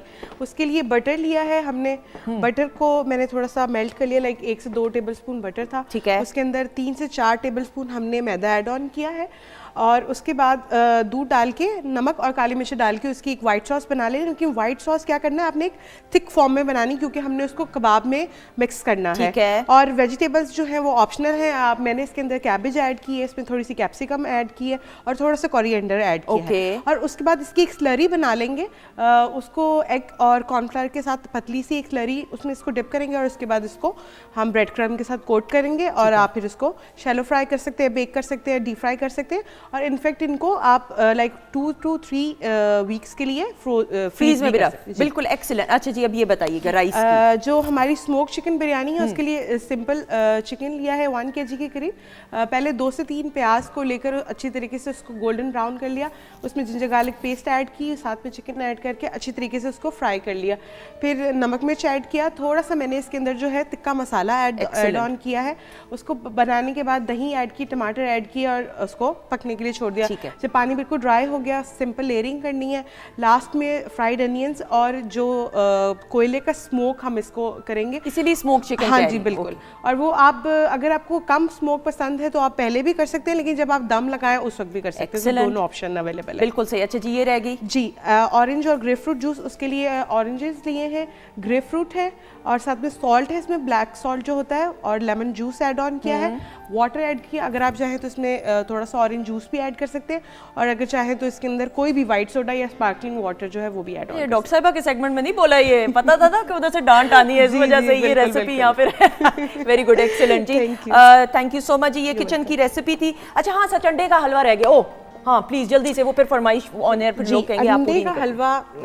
अगर आप 6 से 8 अंडे का हलवा बनाना चाह रहे हैं तो उसके लिए आपने अंडे ले लेने हैं। उसके अंदर तकरीबन 1 लीटर के करीब आपने दूध ऐड कर देना है, साथ ही चीनी ऐड कर देनी है, और उसी पैन के अंदर ही आपने घी ऐड कर देना है। अच्छी तरीके से उसको बीट कर लेना है कि सारी चीज़ें बिल्कुल एक जैसी हो जाए। उसके बाद आपने उसको पैन में पकाना शुरू करना है। आहिस्ता आहिस्ता जब आप उसको पकाना स्टार्ट करेंगे, येलो फूड कलर भी ऐड ऑन करना है, और उसको जब पकाएंगे, हाँ जी, उसको जब पकाएंगे आप तो आहिस्ता आहिस्ता पानी थोड़ा सा रिड्यूस करना शुरू हो जाएगा। जब पानी बिल्कुल अच्छी तरीके से ड्राई हो जाएगा, अंडे जो है वो ऊपर आना शुरू हो जाएंगे और पैन साइड से लगना शुरू हो जाएगा। दैट मीन्स आपके अंडे का हलवा रेडी हो गया है, और आप उसके अंदर मिक्स नट्स ऐड करें और चांदी के वर्क ऐड करें। बिल्कुल सही, excellent, well done, well done. और सोफिया जी अंडे के हलवे के नाम पे बहुत खुश हुई थी। अच्छा, ऑब्वियसली बच्चों के साथ आप उनकी माँ ही हैं, माँ हैं, तो ऑब्वियसली बच्चों के खाने पीने का किस तरीके से, किस तरह सेलिब्रेट करते हैं ईद के त्यौहार और जितने स्पेशल ओकेजन्स आते हैं? बच्चों का ना हम लोगों ने वीकली बेस पे ना मेन्यू बनाया हुआ है, सो दैट ये बच्चे जब आते हैं ना तो बहुत इनमें काफ़ी सारी चीज़ों की डेफिशिएंसीज होती हैं, प्रॉपर डाइट नहीं मिली होती बचपन में, तो वो हमने एक प्रॉपर बैलेंस डाइट हमारी न्यूट्रिशनिस्ट ने हमें बना के दी है, जो बच्चों की ज़रूरियात के मुताबिक भी हो, उनकी पसंद के मुताबिक भी हो। और इसके अलावा वीकली हम लोग ना इन बच्चों को बाहर लेके जाते हैं, कहीं खाने पे, कहीं मैकडॉनल्ड्स लेके, KFC लेके, किसी भी जगह पे, किसी भी जगह पे, सो दैट इन बच्चों को ये कॉन्सेप्ट हो कि बाहर जाके खाना कैसा होता है, ताकि जब इनके फ्रेंड्स, इनके स्कूल फ्रेंड्स इनसे बात करें कि हम बाहर गए थे वीकेंड, तो ये बच्चे ये ना कहें कि हम तो कहीं नहीं गए, या इनके पास बताने को ऐसा कुछ ना हो। तो हम ये चाहते हैं, बच्चों को शॉपिंग कराने ले जाते हैं 10 डेज़ बाद, बेशक एक छोटी छोटी चीज़ उनकी पसंद की ले देते हैं, लेकिन हम यही चाह रहे हैं कि एक नॉर्मल तरीके से बच्चे ग्रो करें। बाकी जैसे बच्चे बाकी स्कूल में आके बात करते हैं, इन बच्चों के पास भी बताने को चीज़ें हों कि हम भी ये एक्टिविटीज़ करें, हम भी एक हेल्दी इन्वायरमेंट से आए हैं, हम भी अपने घर से आए हैं।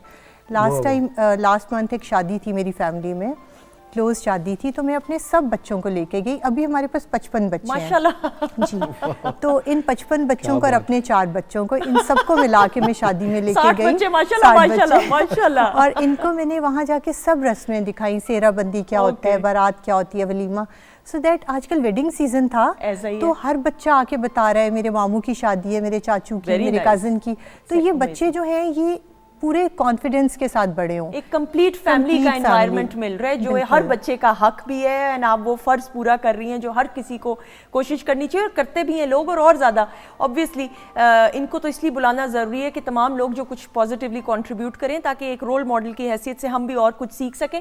अच्छा, अब जिस तरह आपने कहा कि आप खुद भी राब्ता करती हैं, अगर कोई समझता है कि ये बच्चा है, इसको ज़रूरत है इस तरह के फैमिली के एनवायरनमेंट की, तो फिर राब्ता किस तरीके से होता है, कांटेक्ट कैसे होता है आप लोगों से? हमारे पेजेस हैं, यूट्यूब पे है, फेसबुक, इंस्टा पे है, इसके अलावा हमारे बाकी काफ़ी सारा सोशल मीडिया पे भी है। ठीक है, तो वो जो भी देखना चाहे, अलमरा फाउंडेशन के नाम से है, वो जाके देख वो राब्ता करके आपसे फिर बिल्कुल बिल्कुल सही, दैट्स अमेजिंग। और इसी के साथ आपका शुक्रिया अदा करते हुए thank you, all the very best. Thank you. कोई मैसेज देना चाहेंगी, पैगाम देना चाहेंगी?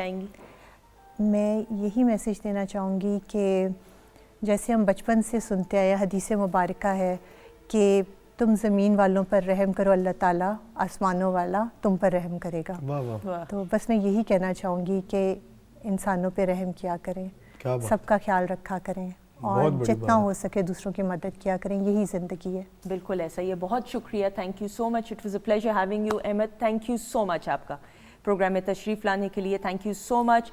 अनम, थैंक यू, जीती रहें, खुश रहें। ख़वातीनो ज़ात बड़े बुजुर्ग कहते हैं कि अच्छा सोचो, अच्छा सोचोगे, अच्छा दूसरों के साथ करोगे तो आपके साथ अच्छा होगा। शेख सादी कहते हैं, शेख सादी रहमतुल्लाह अलैह, मफ़हूम बयान करते हुए कि मैं 2 तरह के लोग पूरी ज़िंदगी तलाश करता रहा, मुझे ना मिले। एक वो कि जो दूसरों की मदद करें और उनका ख़जाना खाली हो जाए, ऐसा कभी नहीं होता। आप दूसरों की मदद करेंगे तो आपके खजाने में कभी कभी नहीं अल्लाह ताला आने देगा। और एक ये कि आप अगर किसी दूसरे के लिए बुरा करें या बुरा सोचें तो वो बुराई लौट के वापस ज़रूर आती है। वाह वाह वाह वाह। ये तमाम चीज़ें अगर हम सोचना शुरू हो जाएं ख़वातीन और हज़रात, और इन तमाम चीज़ों को पॉजिटिवली अपनी ज़िंदगी में शामिल कर लें तो हमारी ज़िंदगी बेहतर हो सकती है और माशरे में पॉजिटिवली हम कंट्रीब्यूट कर सकते हैं। अपना बहुत सारा ख्याल रखिएगा, इंशाल्लाह आपसे फिर मुलाकात होगी। खुदा हाफिज़। लेकिन जाने से पहले अहमद की आवाज़ में और नुसरत फ़तेह अली खान साहब को ट्रिब्यूट पेश करते हुए आ जाइएगा बहुत सी क्लैप में। जी बहुत।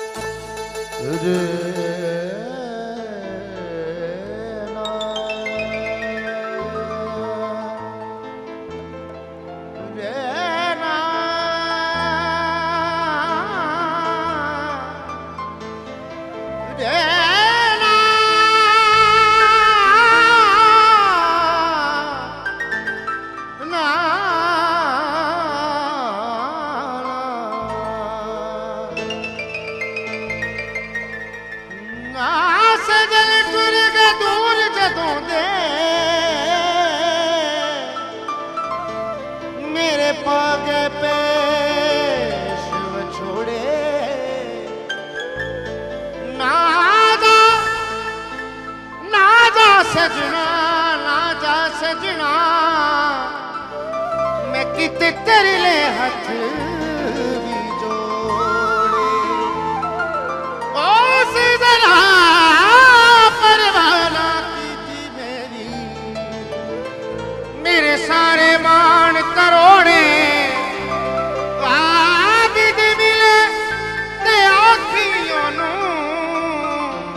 कर आजा तेरी मार गई जुगीत मैनू मार गई उड़ीक मैनू दे तरीक मेरा डोला नहीं आया है मार गई उड़ीक मैनू दे तरीक मेरा डोला नहीं आया है मर चलिया मैं तकदी मर चलिया मैं तकदी सुनिया रावा यार दिया मार गए उड़ीक मैनू दे गए तरीक मेरा डोला नहीं आया है मार गई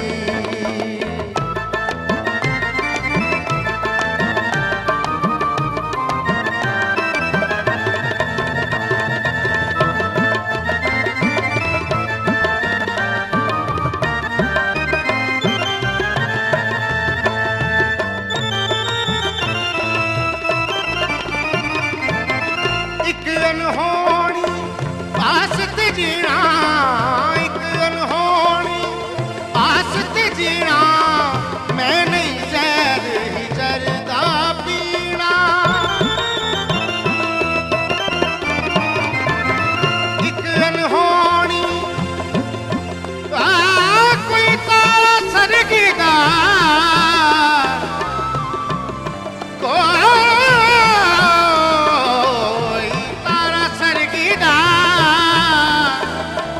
ढोल गवाच गए किसे मेरे वर्गी दा एक अनहोनी आसत जीना मैं नहीं जहर जरदा पीना जे मैं जान दी पल छल तेरे तेनू कर दी प्यार कदी ना तेनू कर दी प्यार मदीना मर चलिया मैं तकदी तकदी मर चलिया मैं तकदी